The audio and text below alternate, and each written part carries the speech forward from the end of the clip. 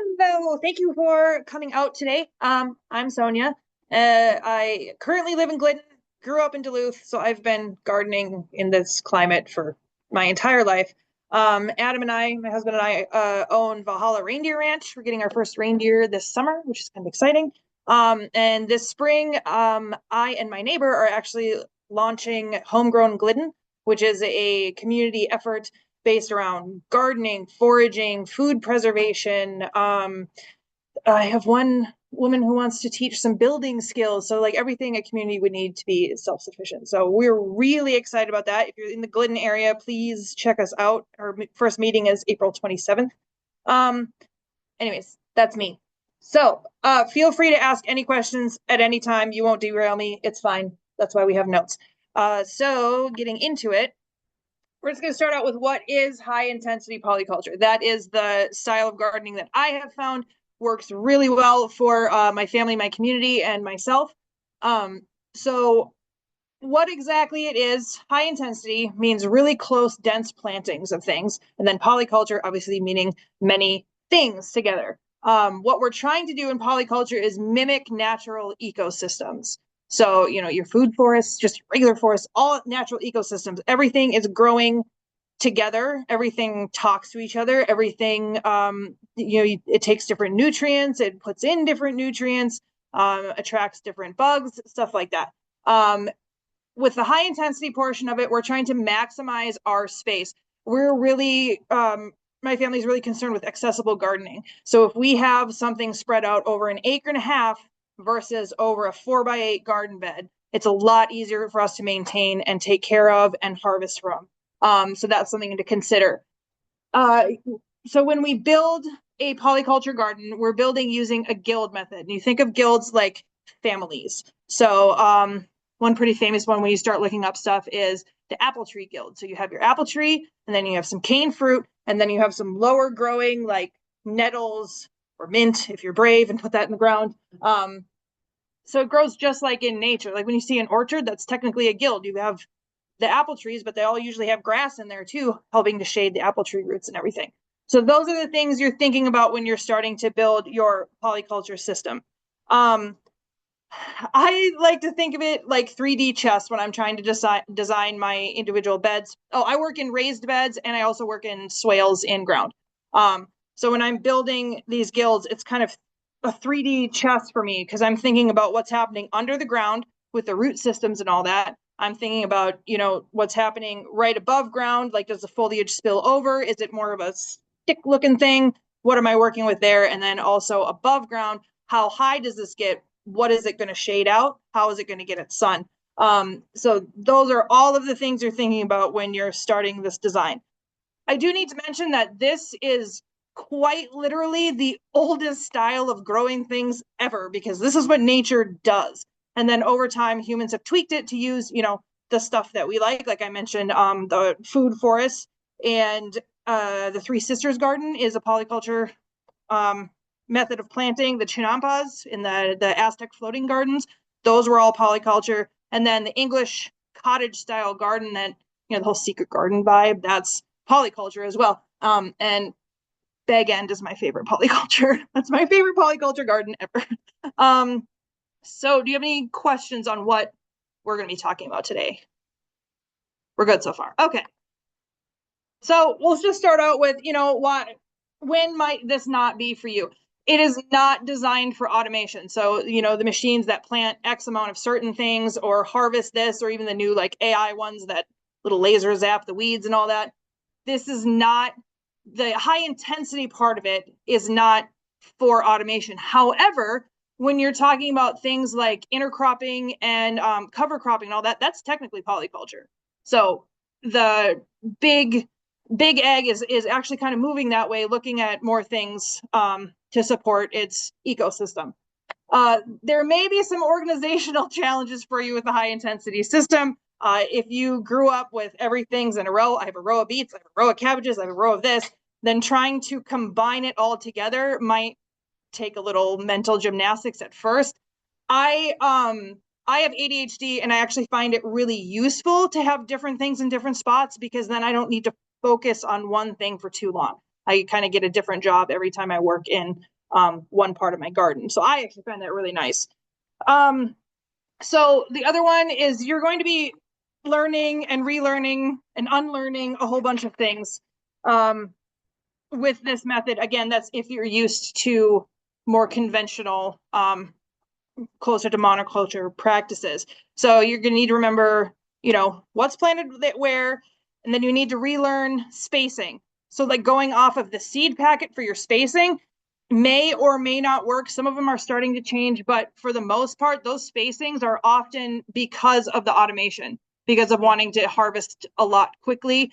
So they're going off of like a commercial spacing where this is going to be a little bit different. The other thing that I've discovered I need to throw out is companion planting, which sounds weird, but most of the companion planting guides and memes and stuff online are going to maybe lead you astray a little bit. So there's currently right now this amazing debate about alliums and if you should interplant alliums or not in your garden, because somebody came out with an article that onions are not good for your garden. That's actually not true. Studies show that onions are actually boosting the productivity of other plants around them. So you may not get the biggest onions, but you're going to get more flavorful and more valuable onions in this style, intercropping it with other things. So things like that, just kind of do your research, but even more than doing your research, just watch what happens. Watch in nature, look where the ramps are growing, what's growing around them. Look where the, garlic grass is growing, what's growing around that. So those were the cons, and those were seriously all I could think of. I asked my family, I asked a couple of friends, like, can you think of any other reason that this is not good? And so we came up with 3. And that was it. And then that's the pro list.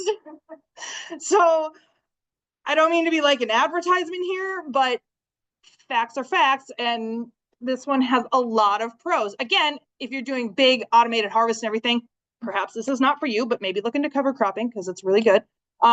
So pro number 1, we're going to improve the soil health. Again, different plants uptake and input different nutrients. So you're going to be able to balance your soils a lot faster if you have different things eating different things. The other huge one on this is there's no bare soil. We all know bare soil leads to desertification. So with all of our soil being covered as much as possible, we're going to conserve moisture. We're going to mitigate wind and water erosion. We're going to minimize soil impaction, which is huge, especially if you want to grow like really nice carrots. And there's less soil disturbed in general because we're not doing a lot of tilling. We're not doing any tilling, actually. We're not doing a ton of weeding because I'll get to that later. So that is probably my most important thing. My favorite thing to grow is soil, because as long as you're growing your soil, your plants are going to do just fine. And then even your farm animals are going to do just fine because they're getting all the nutrients they need.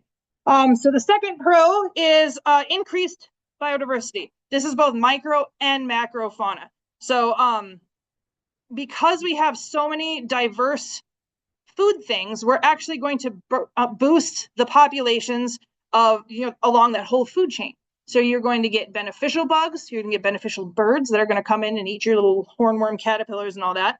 And also the fungi can really help out. If you know me from my other classes, I am a mushroom lady. So that's where my heart is first. I love fungi. So the more I can work with them in my ecosystem, the happier I am. So you'll also notice an increase in pollinators, which then increases your fruit set. Because you have more little workers in there helping you out, which is awesome. And then again, increasing the predators that eat the problem bugs. Another excellent pro is that we're reducing our reliance on synthetic input. So growing up, I worked at my grandma and grandpa's greenhouse called Kedron Brook Greenhouses. It's not there anymore, but it was really cool. And then my father in Rhinelander also had a garden for many years, and they just struggled like crazy to keep anything growing. And yeah, they had sand soil and everything, but it just didn't make sense to me even as a little kid versus this half frozen garden up in Duluth looked like paradise. It was just amazing. And the number one thing that was different was my grandma and grandpa used fish meal and cow manure. I think my grandma got elephant manure once when the circus came, and that worked it was really good. versus the one in Rhinelander was using, I always saw bottles of for synthetic fertilizer and stuff like that, and spraying and stuff like that. So that's my personal anecdote, is that growing up, I was just raised to garden with what you had around you, like, manure and mulches and stuff like that you had around you. And I noticed those gardens really flourishing. So that was always something I kind of stuck with. It's always just kind of been my natural way to do things. So with this system, you're going to be able to balance your soil nutrients, again, with the uptake and input from the different plants. You're going to have living mulch, which is really cool. You don't need to buy in mulch. And then not only is that living mulch helping you and putting nutrients back into the soil faster than the other mulch, you get to harvest that mulch and use it. So that's really nice. And then also you have plants out there that can help defend against pests and disease and other things. And those are mixed right into your garden ecosystem. Another pro is less watering. Again, we have all of our ground covered, so we don't really need to go in there. I think last year I watered my garden twice, and that was during some really bad drought. I had to water my garden twice all year, and that was it. Also, with having this many plants rather than just traditional wood chip or straw mulch, the plants are also perspiring. So they are increasing the humidity around them, which then helps the soil not have the water evaporate as much. You're also going to be doing less weeding, which is awesome. I think we're all happy about that. There's just not room. The soils are balanced and your soil is covered. There's not really room for those weeds to take hold. I think the only thing I remove out of mine is grass, because grass is pretty tenacious. It is designed to be so. So that's the only thing I take out is grass. I also use a lot of my weeds for, cooking and all that, and medicine. And also learning to read your weeds is really helpful, because there's different weeds that need different nutrients, and there's different weeds that perform differently in nature and in your garden. So if you learn how to read, like, oh, I have a mullein pop up, what does that mean? That means you are sandy and dry and your soil has been disturbed. So you need to pay a little attention to that, fix that a little bit, unless you want your mullein, which is cool too. Every weed will tell you a different story about what's happening in that patch of your garden. I don't do soil tests. I don't do soil tests because of this method of being able to read the weeds, being able to see, oh, the carrots didn't grow there at all. What's going on with that soil, researching it, seeing what's needed in that little square foot. And then you can improve every square inch that you have.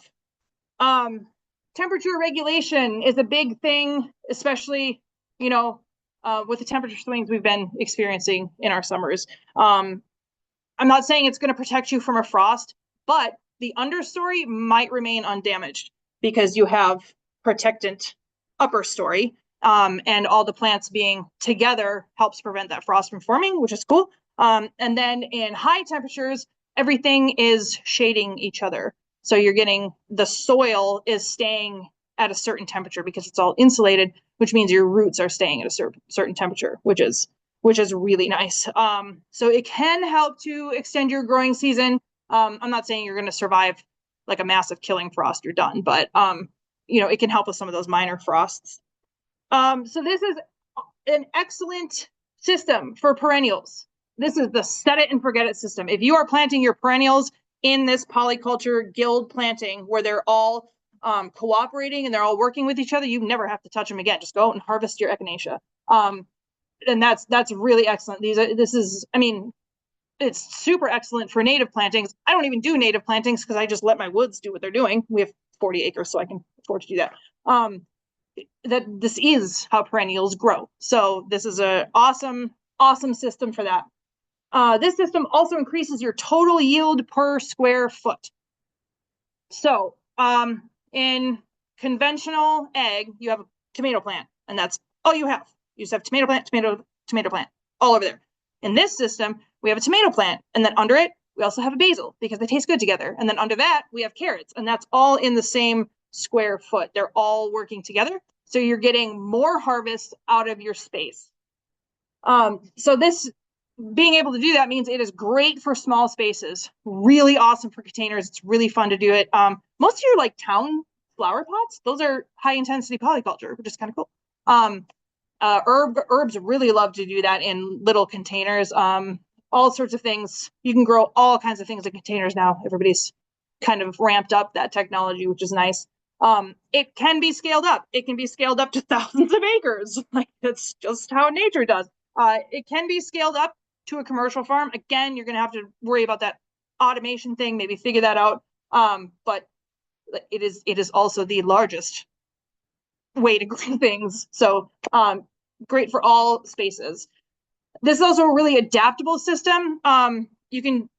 There's evidence of polyculture in every climate, every single climate. So you are able to utilize it in some way or another. Like, I mean, it's not going to let you grow a banana in Wisconsin unless you have a greenhouse. But you can utilize this system to make the most out of your climate and out of your soil type as well, because you are actively molding the soil, actively feeding it and making it into what you want it to be.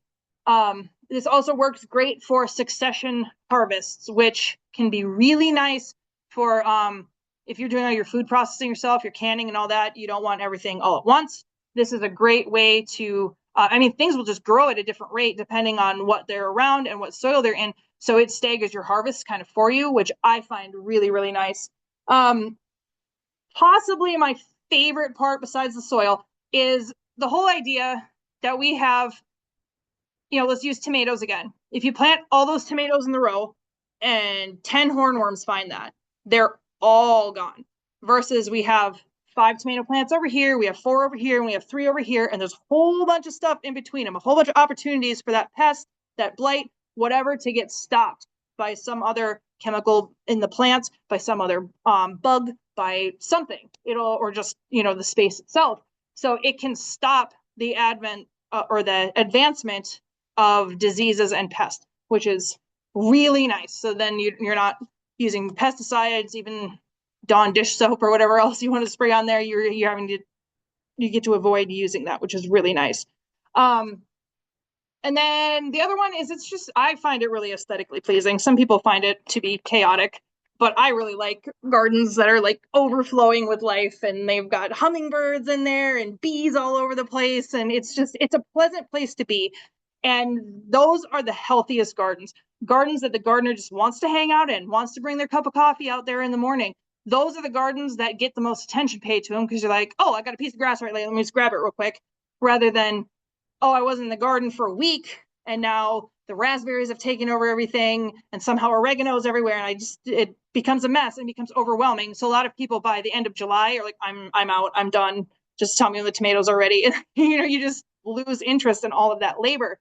So this is more, you can go in and relax and hang out with the wildlife, hang out with your plants, and it's just really peaceful, nice place to be. And that's really important. You can also use all kinds of different architecture, all sorts of different shapes in your garden. I have the exercise today on a 4x8 grid, but that's just to kind of, help you start planning. You can do any shape or no shape. You can do drifts of flowers and stuff. So you can really make this what you want it to look like and what you want it to perform like. So how to learn about this besides listening to me? Again, mine is predominantly from experience and observation. That's just my whole life. This is actually probably my favorite book by Michael Hogue. I love this book. He goes into detail about what plants like to hang out with what plants, but more importantly, which plants do what for your ecosystem. And he predominantly works with perennials, which is also really cool because that's not my forte. Again, I'm a forager, so if I want something perennial, it's probably hanging out near my house somewhere. So there are a number of books on polyculture. There's a lot of books on polyculture and high intensity planting as well. Online resources. When I'm planting a garden, I'm on Google the whole time, just Googling the square foot planting, just so I have an idea of the space I'm going to have to use. Gardening communities, there's, a lot of us forming now. A lot of us have been around for a long time, and that's really fun to get experience from other gardeners because experience is absolutely vital. going on garden tours and actually looking at how these things are working in other people's places, in ones that are similar to yours and ones that are different from yours. Garden tours are really, really an important thing. And I hope we promote more of them, because that's such a good way to get inspired. It's such a good way to troubleshoot and all that. I really like doing that. And then the most important one is just observation. Pay attention to your garden. Again, read the weeds, read what's doing well, what isn't doing well. And then as well, look at nature. See who's growing next to who in nature. See why maybe an invasive took over somewhere. Is there an imbalance that's trying to correct there, or what's happening? And then I like that part too, because then you're getting involved with growing things as a whole, and it doesn't just become gardener versus nature or agriculture versus nature. You can see how we're all, helping each other out, working together to provide for everybody, and that's really important. I have a question. Yes. Can you recommend a book on read your weed? I don't have an exact, but I used to do herbal conferences a lot, so I just kind of had the information program in there. But there are tons of books. If you just do a quick search, you'll find something that will be good. And then as well, just read articles online about different weeds. Like if you have a particular weed popping up, just research that particular weed. From my rule is I have 3 sources before I state something as fact. So even something innocuous is like, what does a dandelion do? I'll still get 3 sources. I don't have a particular book, but they are out there. They do exist. That's cool. I don't care for plant apps. I know a lot of people are really into them, but I've seen too many people get sick from mushroom apps. Yeah, and that's something worth mentioning too. This is on the foraging side of things, but with the advent of AI writing things for us, there are people trying to capitalize on that before the technology is ready. And there have been numerous books in Amazon that are not right. Like one of them had the Hylian mushroom in it, which is from the Zelda video game. That's just wild. So AI is a helpful tool sometimes. Yeah, but so and honestly, if you do use the plant app, again, 3 sources. If it tells you it's this, make sure you're looking up other pictures, talking to other people who might know what it is. So it can be a good way to get you headed in the right direction. Yeah, there's nothing wrong with utilizing technology. It's fine. I say to myself, yes. So that gets us into what exactly do you need to learn to have a full rounded knowledge of these systems. Number 1 is plant spacing. And again, throw out everything you know about it. I honestly just Google tomato square foot planting, and it says, oh, it needs 1 square foot. And then I'm thinking about my tomato plants. I'm like, yeah, they're huge. Okay, so we need to put them in 1 square foot. But there's some that are going to kind of lead you astray a little bit. One of them is oregano, which you can plant it super close to other herbs, when you're planting a herb container, because all of those herbs are slightly allelopathic and will kind of not let anything grow. But if they all have the same sort of chemical that does that, then they can all grow next to each other. So for that one, oregano, I do 1 square foot for it, thyme, 1 square foot for it, just to give it space to do its action. And then it sprawls out and you have a bunch of herbs. So that's cool too. So plant spacing, look it up. Do read the seed packages to see what they have to say about it, because some of them are changing now and going a little bit the more natural plant growth route. And then again, just observe. So in this system, you are going to have to experiment, but because you're getting so much more harvest out of a smaller space, you have room to experiment a little bit. So if you look at, that bok choy really did not like to be near those peppers, now you know, and don't plant it there again. It's as simple as that. Yeah. The next one we're going to learn about is plant anatomy. So you want the full plant anatomy and the full season, as long as you're planning on keeping it. Like lettuce, you might want to chop it off when it bolts or whatever, which is fine, or you save it for seed saving. But you want to know the root structure, and also what it's looking for in the soil is really helpful. You want to know how thick it's going to be up top, and then how tall it's going to be. because that all plays into how you're fitting it into your little 3D chess match there. Along with that is the plant habit. Is it, does it grow in a head? Do you get to pick leaves off it and it'll grow again? That's pretty cool. Is it a one and done crop? That might factor into where you're going to plant it. Is it a big sprawler? Is it a vine? Does it play nice with others? Zucchini does not. That's the only one that sometimes I monoculture that one in a row. I mean, my whole system is polyculture, so it really doesn't matter. But yeah, so you're going to want to know also how fast is it going to grow. Radishes come out in like 40 days, something like that. You can, really, really fast on radishes versus your peppers, you're waiting around forever. So you need to know when you're going to be able to harvest things, when things are going to grow really fast and when they're going to grow really slow. Again, so you're balancing that sunlight and also how they collect water and all that. Which brings us to light exposure. You want to know, you need to look at your garden and trace the sun, where it's going, which part is shaded and during which time. Like cucumbers, for instance, like light in the morning, so they get all that water off of their leaves. So that's kind of cool on the more eastern sides to put that in there. And then you're also looking at the architecture around you. So if you have a garage or a big tree or something, you're wanting to watch where that light, where the light hits that and when. And then be mindful of that when you're planning your garden.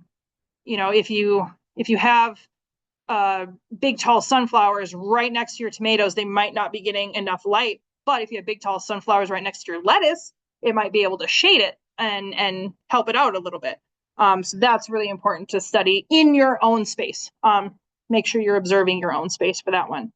And then you can research the specialized needs and abilities of each plant.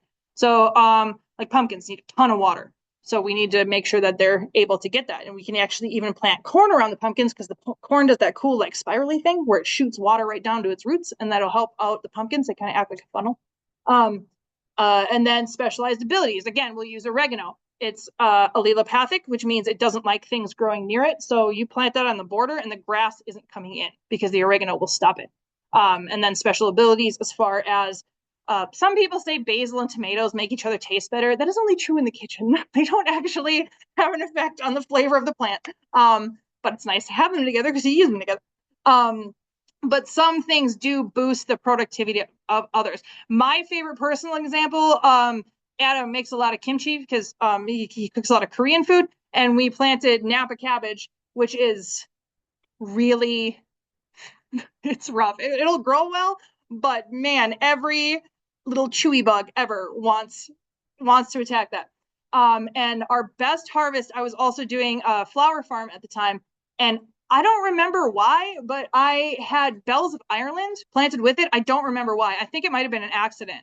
But we noticed the row that didn't have that was all eaten up, but the row with the bells of Ireland was gorgeous, like supermarket perfect, every one of those cabbages. So there are plants that can defend and plants that can attack, which is kind of cool. It's like a game of Risk. It's very fun. Any questions so far?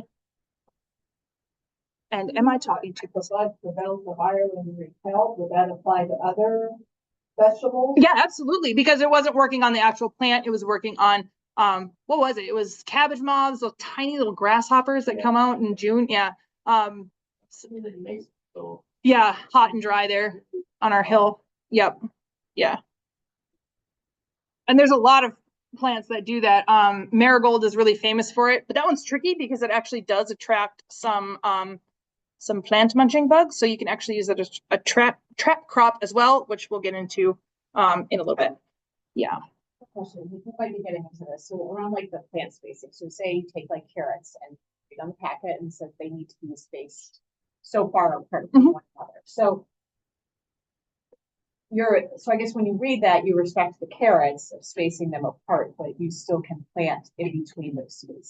Yep, and that's because of the root structure. So that carrot is just the stick around straight down, which means it can have. Yep. Oh, the roots go down. Yeah. Yep. So with carrots are a fun one. So it's going straight down. And then let's plant tomatoes with it. Tomatoes kind of go midway, but they sprawl out, so they'll go around that carrot. and they'll still play nice together. And then you actually have another few inches on the top where you can plant something with a much shallower root, like a lettuce or a basil or something like that. So yeah, you have to be looking at the below ground and the above ground portion. Yep. Yeah. Anything else? All right. So we do have a request of repeat questions. Okay, yeah, I forgot. I'm sorry. Yeah. I'll do the next two. Sorry. All right. All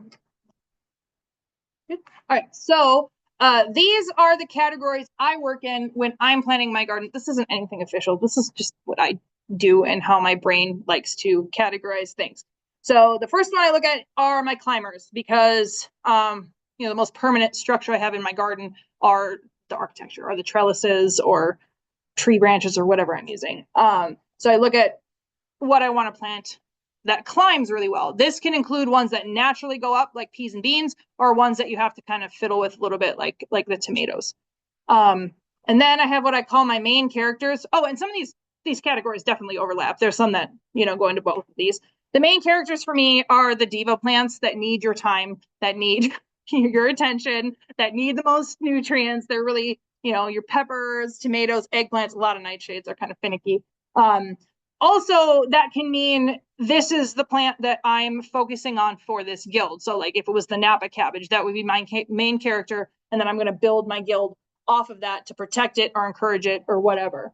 And then you have your supporting cast, which are for me are the vegetables. We're talking mostly annuals in this one. They would be the vegetables and flowers that just kind of hang out and help shade everybody out, and I can get a decent harvest off of them, and they play well with the ones next to them, just sort of filling in gaps, I guess is what I would say.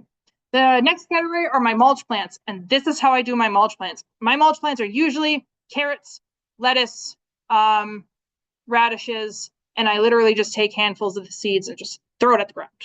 And wherever they grow, they grow. And it's worked really well so far. I get a really decent harvest of carrots. I have radishes all the time. Usually my mulch plants are either very unobtrusive, like a carrot, or really fast harvest, because they are what's shading your soil out while everything else is trying to get going. So really quick growers are really nice. Things that just are a small, polite amount. Things that can grow together in bunches. I might not do a whole mulch of like a bunching onion. That might be a few too many onions, but try it. I don't know. Let me know. See how it goes. And then we also have the attractor plants. So I am obsessed with flowers. I ran a flower farm for a few years. I always have flowers in my garden. Whether they did anything or not, I would have them, but it does a ton. So having your snapdragons and your zinnias and calendula and stuff like that all in amongst your annual vegetables is going to be really helpful for attracting those pollinators. And again, attracting pollinators for those means that you're also going to be attracting pollinators for your peppers, tomatoes, and all that. Also, you can attract all the pollinators you want to try for something that only has flower set for like these 2 weeks. If you don't have that pollinator population established, it doesn't have time to boom when that's happening. So if we start out the season and we have peas and all their nice flowers and the pollinators wake up and are like, hey, there's a food source here, they're going to start building their habitat there. They're going to start being able to breed better, and you'll get an increased pollinator habitat in general. So in your ecosystem, if you have things flowering at different times, you're going to support your general pollinator population, which is really important. Then we have the defenders. These are your smelly herbs. Anything that the real strong scent is going to help act like bug spray. It's going to help repel pests. Also the attractors. The other part of the attractors is a trap crop. That's when we're going to talk about trap crops. So I had a big bed of bok choy last year with other stuff in there that performed really well. And then I had a bok choy over by one of my tomatoes. I had like 3 bok choy plants and they were shredded. They were just lace, but my ones, 2 beds over, were excellent. And the tomatoes in that bed weren't touched by anything. So the bok choy was attracting all the little muncher bugs. And I sacrificed those bok choys, but I saved my tomatoes. And then by providing that food source for those quote unquote pest bugs, it also encourages the predator bugs to come in, and the hummingbirds that actually eat more bugs than you think. And other birds and stuff are coming in there, toads and all that, because they know that there's a readily available food source. So again, you're promoting that entire population, which is really what this is all about. So that was attractors, defenders, and then fungi. Again, fungi are very important to me. Fungi are important to everyone. I don't have any space in my garden that isn't doing something, which is really nice, except for a couple paths I didn't manage to build last year. So even my garden paths are providing me with some kind of harvest. Wine caps, super awesome in your garden paths. And then say you have some tree stumps or logs in your garden, like you maybe had to clear out a little area, plug them with oysters, and then you're getting a harvest there. Then late in the season, you're like, I'm not really doing anything in my garden. You will be doing something in your garden if you had inoculated your soil with bluet mushrooms, because they really like a lot of nitrogen, and they come out after frost, which is pretty neat. So don't forget your fungi, gardening with fungi. And then also there's fungi that just do stuff for you. They again can act as a trap crop for some things. They can process things in your soil that the plants may not be able to get to and make them more bioavailable for your plants. Incredibly important to pay attention to your fungi in the garden, both the ones that you inoculate and the wild fungi that pop up.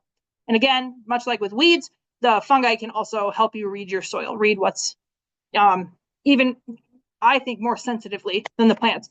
You'll know what's in there. You'll know your moisture amount versus, seeing how the mushrooms are, how well they're flushing and how fast they're deteriorating. Yes, there's a lot that your fungi can teach you, which is a whole other class. Any questions on this part? So when you do just throw the seeds out, Do you thin them at all, or do you just think it's kind of sort of natural selection that what's going to grow will grow and that which gets crowded out won't? So the question is, when I'm doing my mulch plants, do I thin them?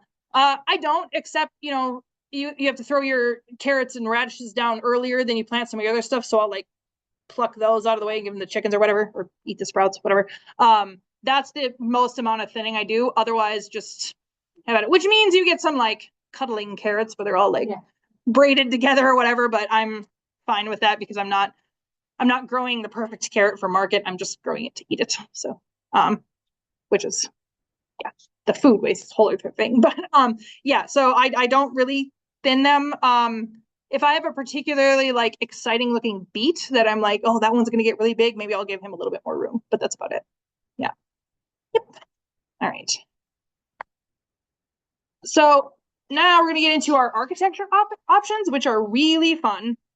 So this is kind of how you make your garden your own. Number one is trellising. Trellising is really important to this style because we're needing to maximize our vertical space as much as possible. So we grow on a lot of cattle panel arches, which is really nice. The arch system is really cool because it's very accessible. You're not reaching over things and you're just picking the beans as they dangle down. It's really fun. The kids really like it. And it makes it again, it's a cool spot to hang out, literally a cool spot to hang out in your garden in that little shady spot. So we decided to cheap out and try to use old field fencing for the arches last year. And the beans did fantastically, but I also grew tromboncino squashes on them, which I probably should have thought about that because those get 6 feet long and super heavy.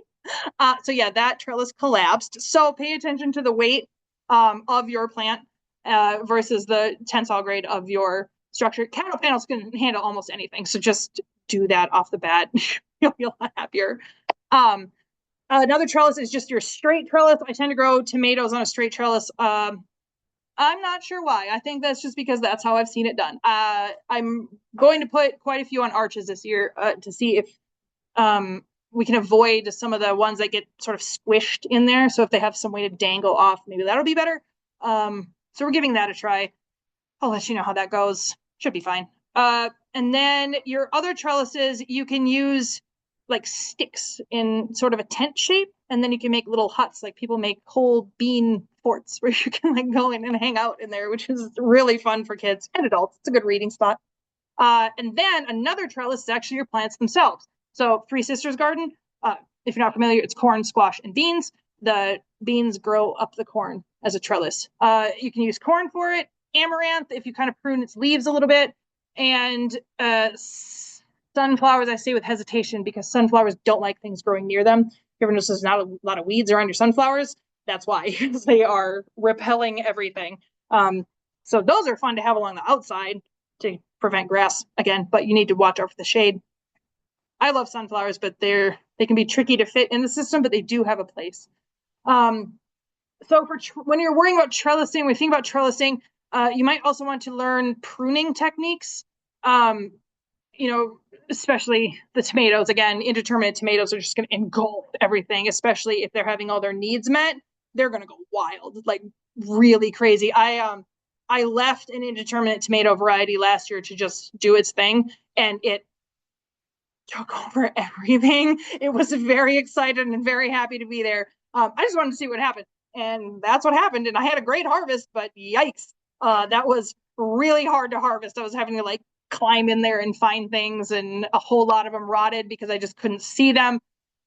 So yes, researching pruning techniques is really beneficial to this system. I think I besides harvest and planting, I think I spend the most time pruning. It's not that hard, and plants want to grow. So even if you accidentally like get a little overzealous, it'll probably be okay as long as there's like a quarter to a third of the leaf part of the plant left. It'll probably be okay. Pruning can be very scary if you haven't done it before because you're like, I babied this plant and now I'm gonna lop its arms off. Like, yeah, you'll work through it. It'll be okay. Trust me, you'll be okay. So other architecture options are the spirals. I think spirals are so super cool. We haven't been able to plant one on our new property yet. I'll probably do that this year. My son seems excited about it. So in a spiral garden, normally in this, like the one pictured, if it was just a circle garden, you'd only have so much room to plant there. But you increased your room by being able to go up. And then all of these plants are again working together, and you can have more plants the same height because everybody's getting sunshine. And then the nutrients are still all working together. If you want to up the ante on this one, you can put a compost basket or a worm feeder in the top of it, and then it's going to spread compost and worm casings everywhere, which is pretty fun. So the things that can go in a spiral are things that really like to be really compacted close and are of a manageable size. I probably wouldn't spiral a potato or sunflower, well, unless I'm like doing a maze, but you know what I mean. I wouldn't do this style of spiral for that. This is great for herbs. It's really fun for herbs because then you have your whole herb cabinet right there. Really good for both culinary and medicinal herbs. Great for some flowers, some of those lower growing, like filler kind of flowers, and really good for salads. Radishes and lettuce and carrots and all those guys like to be in there. So it's a really good, like, if you like to plant in, themes, you could have a whole chef salad right there, except for like the eggs, obviously. But yeah, so those are really fun too. So irrigation, if you are going to put in irrigation, my suggestion on these systems is to do drip irrigation because there's a really good chance that you can be spraying it with a sprinkler for half an hour and none of that water is going to hit the ground because the plants are going to catch it all and then it's going to evaporate. Drip irrigation is number one. You can use the drip hoses, or we're going to do something weird with PVC pipe this year and a gravity system. Again, you shouldn't need to water an awful lot, but sometimes you do. I mean, it gets like 95 degrees. Sometimes you need to water. Yeah, we're hoping with the system to mitigate the amount of water, but in case you do, it's a good idea to have your irrigation in place before you plant because this is going to get really lush, really grown in, and then you're going to be squishing plants when you're trying to move that soaker hose around. So that's something to think about. If you don't want to put a soaker hose in there, just get a watering can or a hose with a really long, able to get in there and really water those roots. Sometime when you're watering your gardens this year, I want you to water them like you normally do, and then immediately dig into the soil if you're overhead waterer, because you're going to be very unpleasantly surprised that it probably went a millimeter down, even if you were watering it for like an hour. So I learned that 2 years ago. It's like, wow, this is doing nothing. So you're better off watering closer to the ground. And then as well, you're not getting the leaves all wet all the time when it's warm, and you're not contributing to like downy mildew and blights and stuff like that. And those also spread through water. So you're minimizing the risk of spreading pathogens around if you're directly watering at the root. But I mean, rainwater's best, but we do what we can, I guess. So I mentioned compost already. Composting baskets are pretty cool. And it's mostly attracting worms and other critters that like to process that, and then their feces helps a lot more than actually getting those composted nutrients, because you're not going to be able to do hot composting. You'd fry your plants. So it's just a long-term composting idea, which is fun. And then there's also worm baskets that you actually like sink it into the ground and you fill it up and then have a little cover on it, and the worms can go and hang out in there and aerate your soil and do everything that they do. I don't have a lot of compost architecture in mind because I have equines and chickens. So I make my own compost, and I'm not at a loss for that. Also, all of my gardens, my raised beds, okay, well, not my containers because because I'm doing experiments with those. My raised beds, my swales, everything are in contact with native soil, which means the native critters can get in there and help me out. I don't desod when I'm building a new thing. I just put stuff right on the ground, and it smothers it enough that I don't have weeds or anything growing up. I think I get a good 6 inches of animal bedding, and then depending on how processed that is, I'll just kind of dig a hole in it and put some finished dirt and plop my plant right in there. It appears to be working all right. And then obviously throw the mulch down. It's worked all right so far. So I don't personally use the composting architecture, but I know a bit about it. If you have any questions, I'm happy to answer that. Anything on these topics? All right. So now we're actually going to get into the building of the guild. The first thing I think of is, what is the goal of this guild? Am I trying to support a certain plant? Am I trying to support the garden ecosystem as a whole in some way? Like, do I want just like this big patch of pollinator attractors or something like that? Am I trying to take advantage of a resource? Like, I know I have this really wet spot in one of my gardens, so I'm putting pumpkins and amaranth down there because they really like to have a lot of water. So I use that. This spot's drier, so let's, use some herbs and some veggies that don't need a lot of water. And then you're also going to be looking at your space. How much space are we talking about? I'm just going to, for our examples today, I'm going to be using my 4-foot by 8-foot raised beds, just because it's an acceptable thing for our minds to think about. But you don't have to be looking at a square. You can be looking at a whole swale, a whole row, and planting different things in there. You can be looking at your garden as, if it's an acre large, your bees are still going to be able to fly from one to the other and find things. So it doesn't need to be done on this square foot level, but that's the high intensity part of it. So polyculture in itself can be done over a larger area. We're going to be considering, again, our anatomy and growth habits of each plant. And that's something, again, that you need to have the experience in, or have somebody that has experience in, or be researching those really well. Pay attention to your plant superpowers again, who's attracting what repels what doesn't play well with others, what really likes to be cuddled up with everybody. And then again, we're going to be looking at our harvest timing. So we're minimizing the amount of disturbance we're doing to the longer growing plants, while also being able to get a harvest out of those mulch plants that are preparing the way for the next plants. I think that's it for that part, that planning part. Questions on that? We'll get into it with the exercise as well. So this is, oh yeah, I forgot to mention that. That's my garden last year in June, late June, something like that. Yeah, late June, already going nuts. You need one nasturtium plant. I planted 10 because in my last garden foray in Mason, we were really hot, really dry, really sandy. and my nasturtiums never took off. And I love nasturtiums, and they do so much for your garden, and you can eat the whole plant, and they're awesome. So I was like, yeah, I'm gonna plant nasturtiums in every bed. Don't do that. That was wrong. That was a bad idea.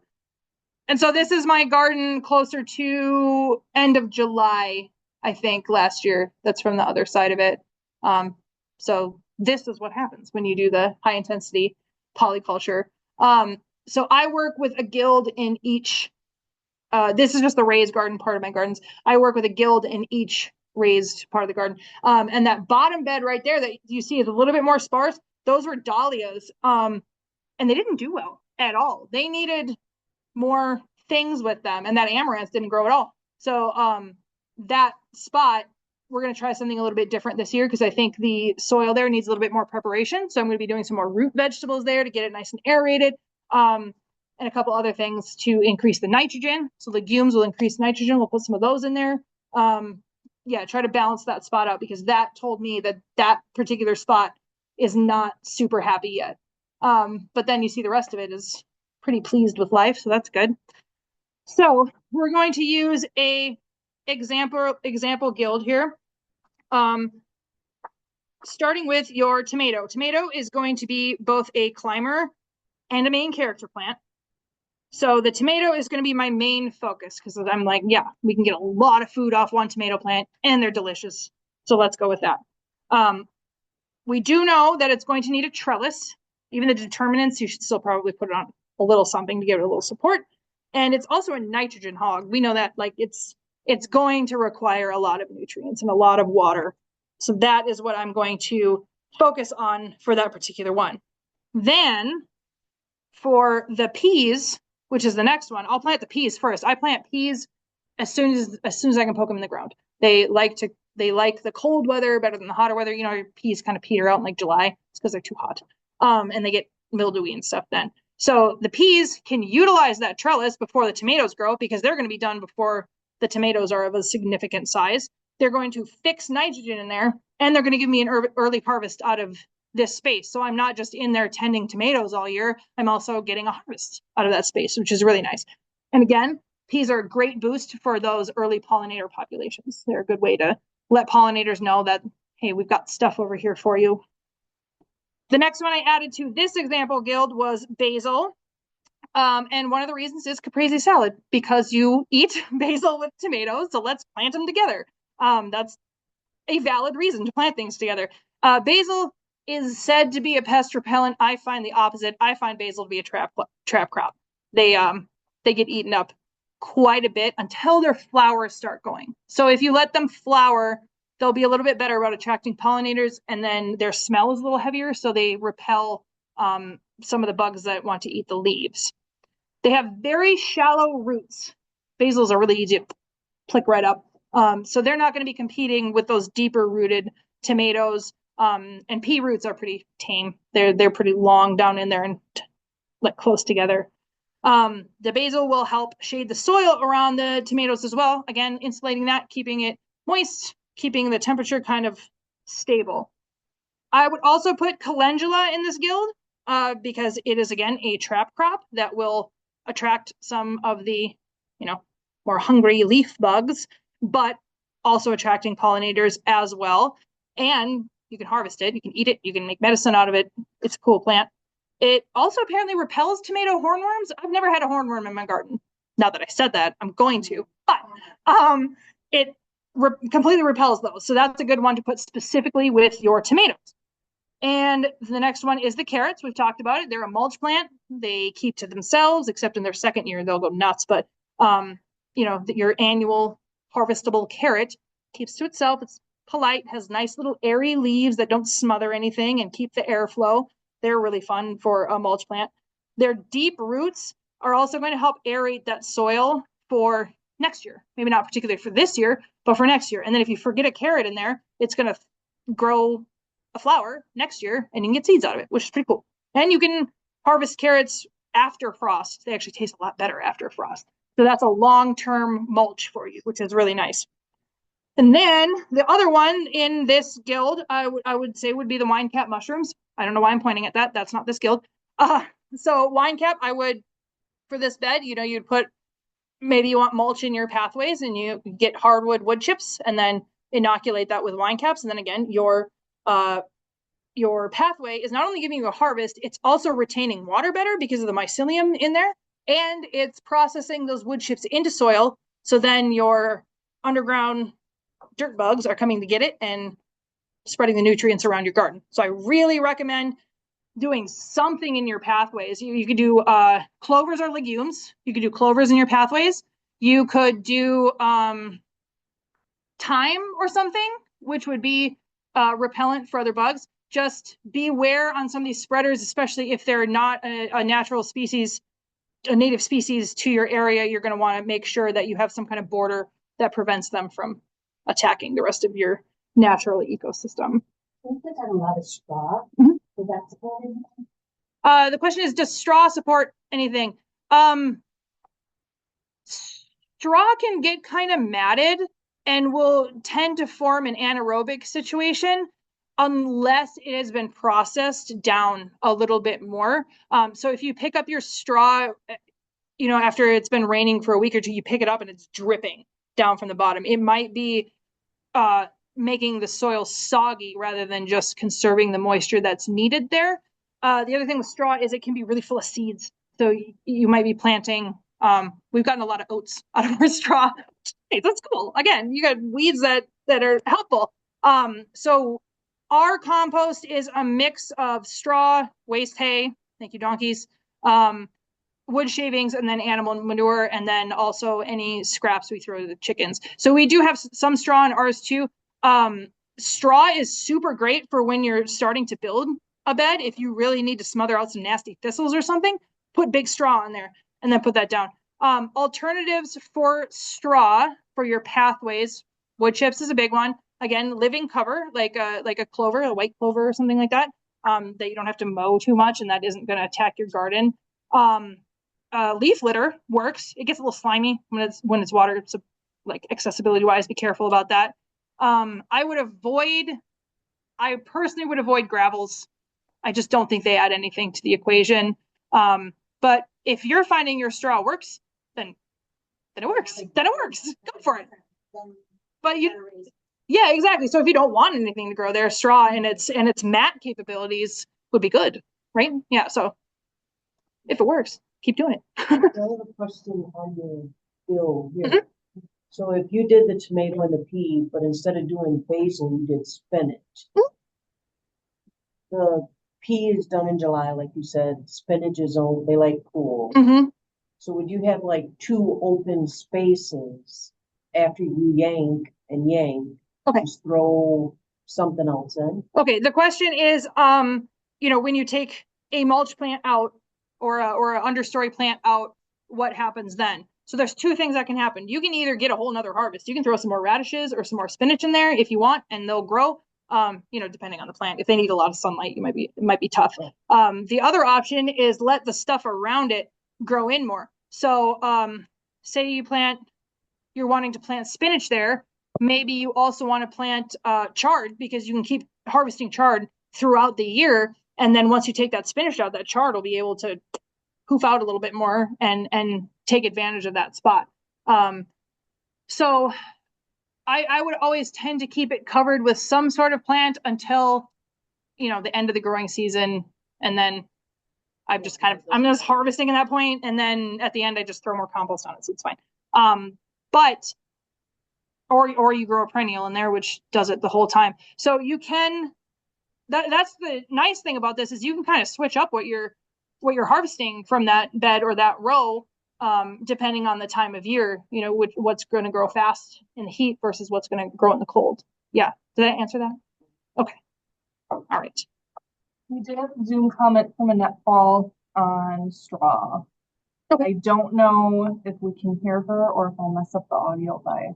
Hi, this is me. Can you hear me? Yes. Yeah. Okay. I just want to say I've been doing this for 30 years in Michigan, Wisconsin, over on the Lake Michigan shoreline, Manitowoc County. And 1 year, like 5 or 6 years ago, I bought some morel mushrooms from some guy on Craigslist. They're a little bit past their prime and kind of gross. So I threw them out in the back in paper towels. in my like shredded mulch and leaves and kind of what you're describing on my pathways. And I've had morels now growing in my backyard. So give it a try. That's super cool. Yeah, that's the fun thing about fungi too. Like if you find we have a lot of saffron milkcaps in our woods, and maybe I want saffron milkcaps. I'll just like crumble them up and throw them out there and see what happens. Fungi are fun like that. They're pretty cool. You can actually use the mushroom itself if it still has some spore life in there to inoculate things. And that's a really good point too. Fungi you can experiment with too. So we have saprophytic fungi, we have mycorrhizal fungi, and we have parasitic fungi. So parasitic fungi, that's a risky game to play with in your garden, but I mean, if you could find one that targets something, that's cool. Saprophytic are the ones that eat decaying biomass. So they're really good for processing your soil. Those are probably the best ones for your pathways to be looking at. And then the mycorrhizal ones are ones that are involved with the plant roots. And there's people are selling mycorrhizae now to inoculate your plant roots. Those are the more microscopic ones. They're not going to give you an edible mushroom, but they're going to help enhance the communication abilities between your plant and the soil, your plant and the other plants around it. So yeah, fungi are definitely something to play around with in your garden when you kind of research up on that a little bit more.